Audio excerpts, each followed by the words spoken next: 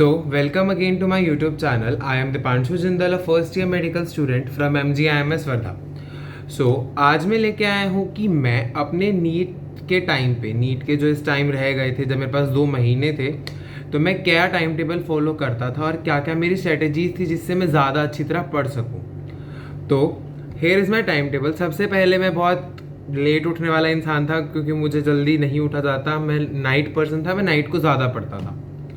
तो आई wake up around 8:30 उठने के बाद आप 8:30 से 9 तक पूरा अपना बाथ लेना, वॉशरूम्स एंड ऑल. उसके बाद 9 to 9:30 ब्रेकफास्ट. देन 9:30 to 12:30 मैं हमेशा एक पेपर सॉल्व करता था. वो आप कहीं से भी ले सकते हो पेपर. बहुत सारी साइट्स होती हैं, एलन, आकाश, डिफरेंट अनअकैडमी या फिर वेदांतु. इनके बहुत सारे पेपर्स होते हैं जिनसे आप अपना एक पेपर निकालो. और रोज़ एक पेपर मैं सॉल्व करता था 9:30 to 12:30. ये था जब मेरे पास इतने 2 महीने थे. पर लास्ट के 15 डेज में मैंने इस टाइम को 2 to 5 शिफ्ट कर लिया था ताकि मेरी वैसी ही आदत पड़ जाए जैसे नीट में होना है. 9:30 to 12:30 मैंने एक पेपर सॉल्व किया. इसके बाद 12:30 to 1:30 मैं हमेशा उस पेपर को खुद से आंसर की से चेक करता था और अपनी मिस्टेक सारी देखता था कि मैंने फिजिक्स में क्या मिस्टेक की या फिर किस चैप्टर से.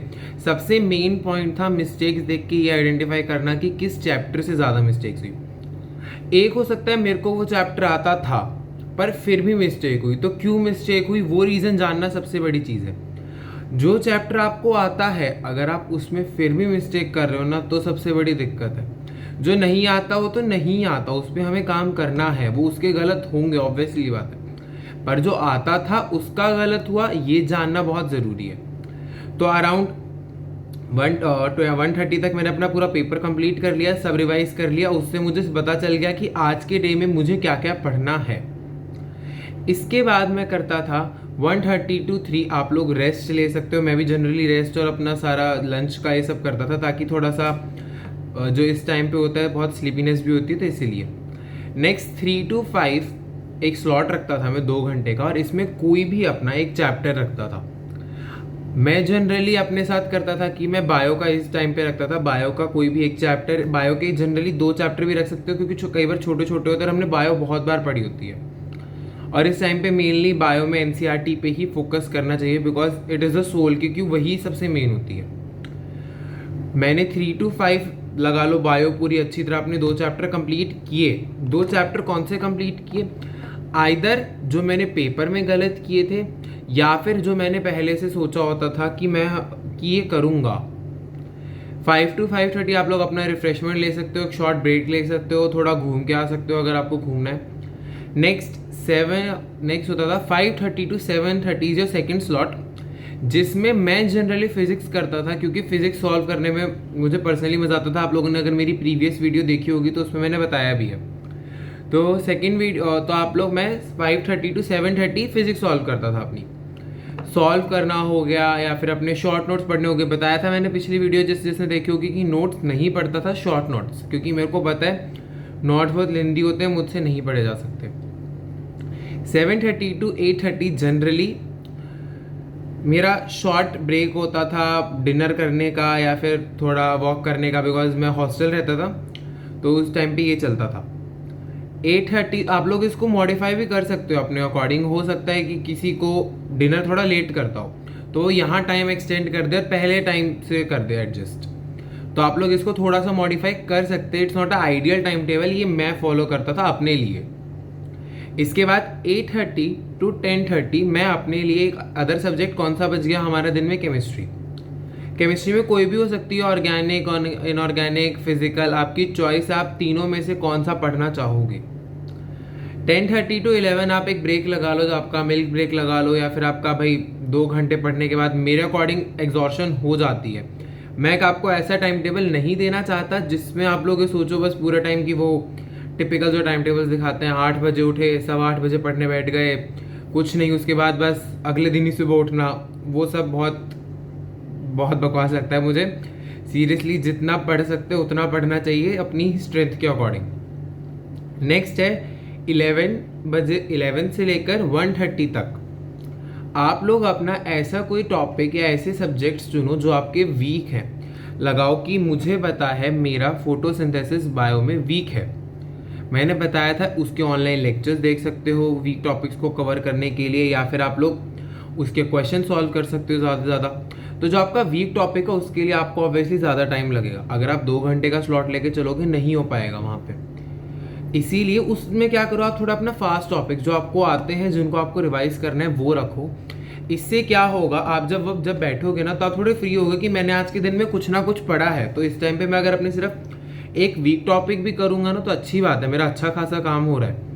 तो 111 to 130 अराउंड 2.5 आवर्स हैं आपके पास, लगा लो। फोटोसिंथेसिस का जैसे मैंने एग्जांपल लिया, फोटोसिंथेसिस वीक है, फोटोसिंथेसिस की एनसीईआरटी ली, आराम से पढ़ रहा हूँ या फिर मैं लेक्चर भी देख रहा हूँ, तो 2.5 आवर सफिशिएंट। और मैं रात को थोड़ा एक्सटेंड भी कर सकता हूँ क्योंकि मैंने आपका 1:30 टू नाइट फिर 8:30 रखा है, 7 आवर्स की स्लीप रखी है। पर हो सकता है 6 आवर्स की स्लीप सफिशिएंट हो, पर मुझे 7 आवर्स की स्लीप की जरूरत पड़ती थी बिकॉज मेरे को थोड़ा रेस्ट चाहिए। मैंने आपको बताया एक आइडियल टाइम टेबल या फिर ऐसा फेक टाइम टेबल नहीं देना है मुझे जिसे आप लोग फॉलो ना कर पाओ। तो आप लोग कर सकते हो, फिर उस टाइम को थोड़ा सा एक्सटेंड भी कर सकते हैं कि हाफ एन आवर एक्सटेंड कर लिया, छोटा सा टॉपिक बचा कंप्लीट। ये टाइम टेबल बेस्ट है अगर आप लोग अपने अभी फॉलो करना शुरू कर देते हैं तो। पेपर, मुझे कोई पूछेगा कि पेपर क्यों रखा है, बिकॉज अगर आप पेपर सॉल्व करोगे आपको अपनी डेली मिस्टेक्स पता चलेंगी कि मेरी ये मिस्टेक्स हो रही हैं। बहुत सारी ऐसी मिस्टेक्स होती है, और अगर आप लोग सोचोगे ना कि और ये पेपर ऐसे नहीं कि पूरा 3 घंटे आप पूरा बहुत पेपर मोड में ही देना है, पर आपको पेपर सॉल्व ज़रूर करना है ताकि आपको पता चल सके। आप जो वीकली आपके इंस्टीट्यूशंस होंगे ऑब्वियसली आपके वीकली पेपर लेते होंगे, वीकली 3 to 4 डेज पेपर होते रहते हैं, पर उनसे क्या होगा, आपको अपना इतना मैनेजमेंट नहीं आ पाता बिकॉज वो एक पेपर है, वो उसकी आपको टेंशन बहुत होती है। या आपका सेल्फ एनालाइजिंग आप इसमें आराम से करोगे, अपने आप को एनालाइज ज़्यादा कर पाओगे, तो आपको पता चलेगा कि मैं यहाँ गलती कर रहा हूँ, यहाँ गलती कर रहा हूँ, यहाँ पे मिस्टेक सुधारूँ, यहाँ पर ये मिस्टेक सुधारूँ, जो आपका अल्टीमेटली कौन से पेपर में फ़ायदा करेगी, जो आपका इंस्टीट्यूशन का पेपर होने वाला है। क्योंकि ऑब्वियसली बात है जब इंस्टीट्यूशन में अच्छा स्कोर करोगे वही पेरेंट्स को दिखेगा। ये बहुत सोल मोटिव होता है पेरेंट्स का कि इंस्टीट्यूशन वाले पेपर में अगर अच्छे मार्क्स आए तो बच्चा अच्छा कर रहा है वरना नहीं कर रहा। ये आप सब अभी सबके साथ ही बनती है ये, और बहुत ऑब्वियसली चीज़ है ये। इसके साथ साथ ये है डेली का, आप लोग क्या कर सकते हो, मुझे पता है लगा लो अब मेरे इंस्टीट्यूशन ने मेरा हाफ सिलेबस का एक टेस्ट लेना है या फिर फुल सिलेबस का टेस्ट लेना है, तो मैं डेली का जो पेपर रखूँगा, हो सकता है मुझे कोई हाफ टॉपिक का मिल गया, कुछ कोई इस टॉपिक का मिल गया, मैं सॉल्व कर रहा हूँ। मैं वीकली वाइज अपना मंडे टू, आपका संडे को लगाओ पेपर है, तो मंडे टू सैटरडे का हर रोज़ का लिखता था कि मैं फिजिक्स में मेरे को ये टॉपिक किस टाइम पे करना है। मेरे को जैसे मंडे है तो मंडे में फिजिक्स ये करनी है, बायो ये करनी है, केमिस्ट्री ये करनी है। तो मेरा पूरा वीकली ऑर्गेनाइज्ड हो गया कि क्या क्या मुझे सॉल्व करना है और क्या क्या मुझे पढ़ना है। उसमें आप ये भी लिखो कि मेरे को किस में सॉल्व करना है, किस में रीड करना है। हो सकता है आपका एक फिजिक्स का चैप्टर है, आपने नोट्स बहुत अच्छी तरह पढ़े, सब आता है, आपको क्या रिवाइज थोड़ा सा करने के लिए उसके सिर्फ क्वेश्चन सॉल्व करने हैं, तो मैंने उसमें 2 चैप्टर रखे हैं भाई, उनके सिर्फ मुझे क्वेश्चन सॉल्व करने हैं। बायो है, बायो में क्या है, क्वेश्चन सॉल्विंग भी जरूरी है, पढ़ना भी जरूरी है, दोबारा चैप्टर को रिवाइज करना है बिकॉज भूल जाएंगे सारी रटने वाली चीज़ें, याद करने वाली चीज़ें। तो बायो में क्या रखा मैंने, हो सकता है कोई ऐसा चैप्टर जो आपने बहुत पहले अच्छी तरह पढ़ा था, पढ़ना तो पड़ेगा ही, अब हो सकता है उसके क्वेश्चन सॉल्व करने हैं या नहीं करने हैं, ये रख सकते हो। आप पूरा स्ट्रेटेजिकली अपने एक पूरा वीक वाइज प्लान बनाओ, ये आप डेली फॉलो करो। इसी में जैसे मैंने बताया आपको टाइम है मेरे पास अराउंड, मैंने जो बताया था आपको 3 to 5 का स्टडी का टाइम था। 3 to 5 स्टडी के टाइम में मुझे क्या पढ़ना है ये फिक्स होना चाहिए भाई। मुझे पता है मुझे इस टाइम में बायो का ये वाला चैप्टर करना है, ताकि मेरा डिस्ट्रैक्शन ना जाए कि नहीं मैं ये नहीं ये कर लेता हूँ, ये नहीं ये कर लेता हूँ। बिकॉज अगर सब ये सब कटला एक जगह इकट्ठा होना, आप समझ सकते हैं कि बहुत ज़रूरी है। अगर ज़्यादा रेडिएशन मतलब ज़्यादा आप लोग डिफरेंट डायरेक्शंस में जाएंगे ना तो उतने ज़्यादा प्रॉब्लम आएगी। इसीलिए सोल मोटिव है कि एक ही जगह फोकस करके चलो, ताकि इस टाइम के जो 2 मंथ हैं उनका अच्छी तरह यूटिलाइजेशन हो सके।